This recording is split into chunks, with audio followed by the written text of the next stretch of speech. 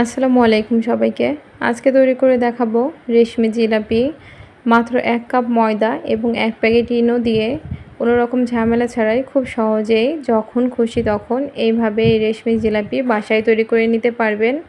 আর test আলহামদুলিল্লাহ দোকানের জিলাপির চেয়ে কোনো অংশে কম নয়, সেটা বানালেই বুঝতে পারবেন। হাতের কাছে থাকা কয়েকটি উপকরণ দিয়ে খুব সহজে জিলাপি তৈরি করে নেওয়া যায়। আর এই জিলাপিগুলো উপর থেকে খেতে যতটা ক্রাঞ্চি, ভেতরে ততটাই রসালো। তাহলে আর কথা না বাড়িয়ে চলুন দেখে নিই। জিলাপি তৈরির জন্য প্রথমে শিরাটা তৈরি করে নিব। তার জন্য চুলায় একটি পাত্রে নিয়ে নিচ্ছি 2 কাপ পরিমাণে চিনি। 1 কাপ ময়দার জিলাপি তৈরির জন্য এখানে 2 কাপ পরিমাণ চিনির শিরা তৈরি করে নিতে হবে। আর 2 কাপ চিনির মধ্যে দিয়ে দিব 1 কাপ পরিমাণে পানি। এখন চিনি এবং পানিটাকে একটু নেড়ে মিশিয়ে দিচ্ছি।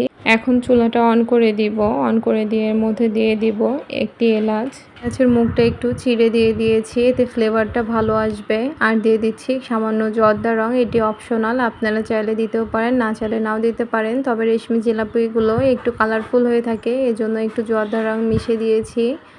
এখন অনবরত নেড়ে এটাকে জাল করতে হবে যতক্ষণ না পর্যন্ত চিনিটা সম্পূর্ণ ভালোভাবে গলে শিরাটা একবার ফুটে উঠছে। যে পর্যায়ে চিনিটা সম্পূর্ণ গলে শিরাটা একবার ফুটে উঠবে, সে পর্যায়ে চুলাটা বন্ধ করে দিতে হবে। এই শিরাটাকে ঘন বা বেশি জাল করা যাবে না। শিরার ঘনত্ব দেখে নিশ্চয়ই বুঝতে পারছেন। এখন এটিকে একটি সাইডে ঢেকে রেখে দিব। এখন চলে যাব জিলাপির ব্যাটারটা তৈরি করে নেওয়ার জন্য। তার জন্য একটি বোলের মধ্যে নিয়ে নিয়েছি 1 কাপ পরিমাণে ময়দা আর নিয়ে নিব 1 প্যাকেট ইনো। এখানে আপনারা যে কোনো ফ্লেভারে যে কোনো ইনো নিয়ে নিতে পারেন, ছোট 1 প্যাকেট ইনো নিয়ে নিলেই হবে। এখন প্যাকেটের মুখটা কেটে এর মধ্যে সম্পূর্ণটা দিয়ে দিচ্ছি। যেহেতু ইনের মধ্যে সব কিছু মেশানো থাকে, সেজন্য আলাদা করে আর বেকিং পাউডার বা বেকিং সোডা কোনো কিছুই মেশাতে হবে না। ইনোটা দেওয়ার পরে ভালোভাবে মিশিয়ে নিয়ে এখন ব্যাটারটা তৈরি করে নেব। ব্যাটার তৈরির জন্য এখানে নর্মাল পানি নিয়ে নিয়েছি 1.5 কাপ পরিমাণে। 1 কাপ ময়দার জন্য 1.5 কাপ পরিমাণ পানির প্রয়োজন। এখন পানিটা অল্প অল্প করে মিশিয়ে ব্যাটারটা তৈরি করে নিতে হবে। প্রথমে 3 ভাগের 1 ভাগ পরিমাণ পানি দিয়ে মিশিয়ে নিয়ে পরে আরও 1 ভাগ পরিমাণে পানি, অর্থাৎ মোট 3 বারে পানিটা মিশিয়ে দিতে হবে। 2 বারে পানির পরিমাণটা দিয়ে ব্যাটারটাকে খুব ভালোভাবে মথে বা মিশিয়ে নিতে হবে। মেশাতে মেশাতেই দেখবেন ইনো দেওয়ার ফলে ব্যাটারটি ফুলে বা ফেঁপে উঠছে। এটি মেশাতে গেলে বুঝতে পারবেন এবং মেশাতে মেশাতে এক পর্যায়ে দেখবেন হাতের সাথে এটে আসছে। 7 থেকে 8 মিনিট এভাবে হাত দিয়ে মিশিয়ে নিলে ব্যাটারটি খুব ভালোভাবে মিশিয়ে নেওয়া হয়ে যাবে। এখন এই পর্যায়ে বাকি পানিটুকু দিয়ে দিব। সম্পূর্ণ পানিটুকু দিয়ে এখন আরও ভালোভাবে মিশিয়ে নিব। এখন এই ব্যাটারটি একটু পাতলা হয়ে যাবে। আর ভালোভাবে পানিটা মিশিয়ে নেওয়া হয়ে গেলে এই পর্যায়ে হাত দিয়ে একটু জোরে জোরে বিট করে নিতে হবে। এই কাজটি আপনি চাইলে হ্যান্ড উইস্কের সাহায্যেও করতে পারেন, তবে হাত দিয়ে করলে খুব বেশি ভালো হয়। চেষ্টা করবেন হাত দিয়ে করার জন্য। এভাবে জোরে জোরে 5 মিনিট বিট করলে ব্যাটারটি সম্পূর্ণভাবে রেডি হয়ে যাবে। ব্যাটারের ঘনত্ব নিশ্চয়ই দেখে বুঝতে পারছেন, অনেকটা পাকান পিঠার ব্যাটারের মতো। এখন এই ব্যাটারটিকে একটি পাইপিং ব্যাগে আমি ঢেলে নিব। আজকে পাইপিং ব্যাগ দিয়েই এই জিলাপিগুলো তৈরি করে নিব। আপনারা চাইলে যে কোনো পলি ব্যাগে অথবা পানি খাওয়ার যে নর্মাল বোতলগুলো থাকে সেগুলোতেও নিয়ে নিতে পারেন। এখন একটি গ্লাসের মধ্যে পাইপিং ব্যাগটাকে নিয়ে সম্পূর্ণ ব্যাটারটা ঢেলে দিচ্ছি। এভাবে করে ঢেলে নিলে ব্যাটারটা ঢেলে নেওয়া খুব সুবিধা হয়। সম্পূর্ণ ব্যাটারটি ঢেলে নিয়েছি। ঢেলে নেওয়া হয়ে গেলে এখন উপরের দিকে এই অংশটা চাইলে আপনি একটি রাবার ব্যান্ড দিয়েও এটাকে টাইট করে নিতে পারেন, না চাইলে এমনি রাখলেও কোনো সমস্যা নেই। এখন একটি কাঁচি দিয়ে খুব চিকন করে মুখটা কেটে নিব। কতটা চিকন করেছি দেখে নিশ্চয়ই বুঝতে পারছেন। এখন জিলাপিগুলো ভাজার জন্য চলে যাব। চুলায় একটি প্যানে বেশ পরিমাণে তেল গরম করে নিয়েছি। তেলটা ভালোভাবে গরম হয়েছে কিনা বোঝার জন্য একটা ফোঁটা ব্যাটার দিয়ে দিলে দেখবেন তেলের উপরে সাথে সাথে ভেসে উঠছে, তাহলে বুঝতে হবে তেলটা খুব ভালোভাবে গরম হয়ে গিয়েছে। এখন এটাকে উঠিয়ে ফেলে দিয়ে এর মধ্যে জিলাপি দিয়ে দিব। আপনারা চাইলে সেমভাবে সাধারণ যে পলি ব্যাগগুলো থাকে সেগুলোতেও নিয়ে নিতে পারেন, তবে চেষ্টা করবেন পলির মুখটা একদম চিকন করে কেটে নেওয়ার জন্য, কেননা রেশমি জিলাপিগুলো অনেক চিকন হয়ে থাকে। এখন তেলের মধ্যে ব্যাটারটা দিয়ে দিচ্ছি। যেমন খুশি তেমন প্যাঁচ দিয়ে নেবেন। যার মনে যত প্যাঁচ আছে সে ততভাবেই প্যাঁচ দিয়ে নেবেন। প্যানের মধ্যে যতটুকু ধরবে ততটুকু পরিমাণে দিয়ে নিতে হবে।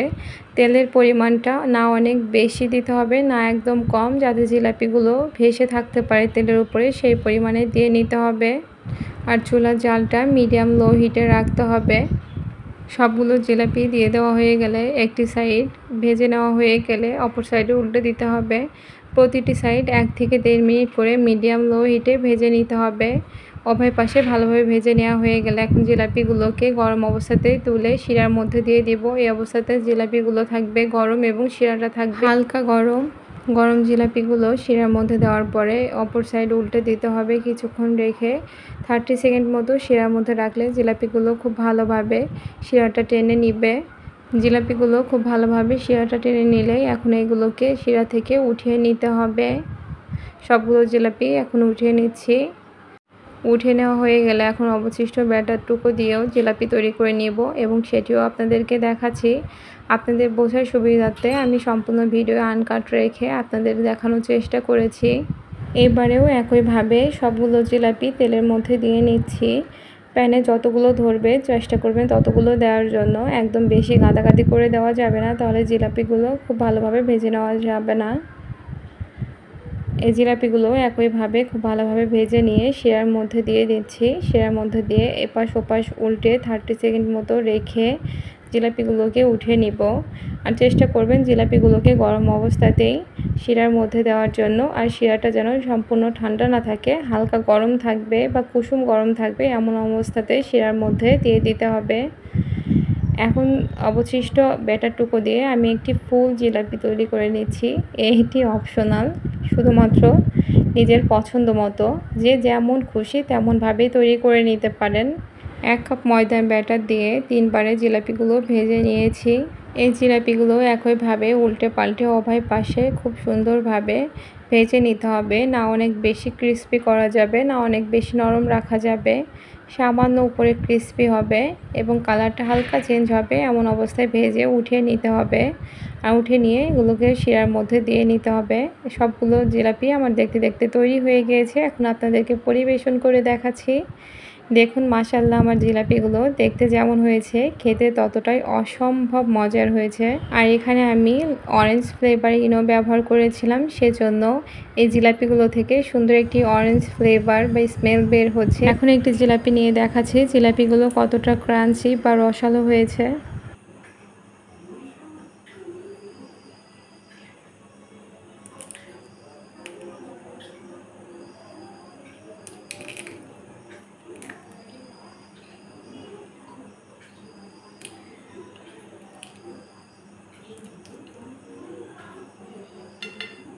শব্দ শুনে নিশ্চয়ই বুঝতে পেরেছেন জিলাপিগুলো কতটা মুচমুচে বা ক্রাঞ্চি হয়েছে এবং ভেতরটা কতটা রসালো হয়েছে। আর এই জিলাপিগুলো মাশাআল্লাহ দেখতেও যেমন, খেতেও আলহামদুলিল্লাহ অনেক বেশি টেস্টি। আর যেহেতু নিজের হাতে তৈরি করা, সেজন্য এর স্বাদটা একটু ভিন্নই হয়ে থাকে। যারা নিজের হাতে কিছু তৈরি করে পরিবারের লোককে খাওয়াতে পছন্দ করেন, তারা একবার হলেও এইভাবে জিলাপিটা তৈরি করে খাওয়াবেন, সবাই প্রশংসা করবে, এমনকি আপনি নিজেও খেয়ে মুগ্ধ হয়ে যাবেন। আমার রেসিপিগুলো ভালো লাগলে আমার চ্যানেলটি সাবস্ক্রাইব করে দিবেন আর আমার পেজটি ফলো করে দিবেন। সবাইকে আল্লাহ হাফেজ।